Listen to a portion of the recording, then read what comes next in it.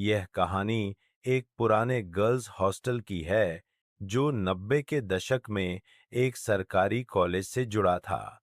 भूकंप के बाद हॉस्टल की इमारत को रहने योग्य नहीं करार देकर बंद कर दिया गया। मगर स्थानीय लोगों का कहना है कि इस इमारत के बंद होने की असली वजह कुछ और थी। एब चश्मदीदों की जुबानी। आस पास के घरों में रहने वाले लोगों ने दावा किया कि छात्रावास के बंद होने के हफ्तों बाद भी वहां खिड़कियां खुलने की आवाजें आती थीं।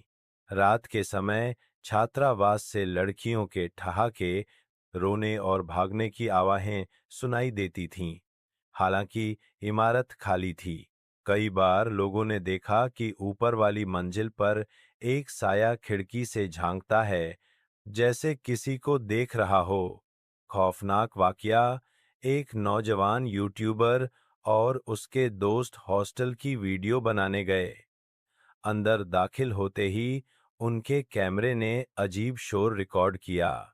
एक दोस्त ने बताया कि किसी ने उसका हाथ सख्ती से पकड़ा, लेकिन वहां कोई न था। वापसी पर उनकी गाड़ी खराब हो गई और वीडियो का आधा डेटा खुद ब खुद डिलीट हो चुका था। आध्यात्मिक प्रतिक्रिया। करीबी मस्जिद के इमाम ने कहा कि वह जगह जिन्नात का मस्कन बन चुकी है और वहां खाली कमरों में कोई इबादत या जिक्र नहीं होता था। कई बार इलाके में इज्तिमाई दुआ भी करवाई गई। आज का हाल। अब वह हॉस्टल खाली, वीरान और गिरने के करीब है। मगर आज भी जो भी रात गए उसके करीब से गुजरता है।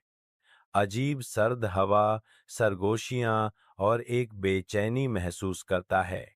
नोट: यह कहानी स्थानीय गवाहों के मुंह से एकत्र की गई है। किसी भी तरह की अपमान या डर फैलाने का कोई इरादा नहीं है। उद्देश्य केवल एक सच्ची, दिलचस्प और सांस्कृतिक हॉरर कहानी को संरक्षित करना है।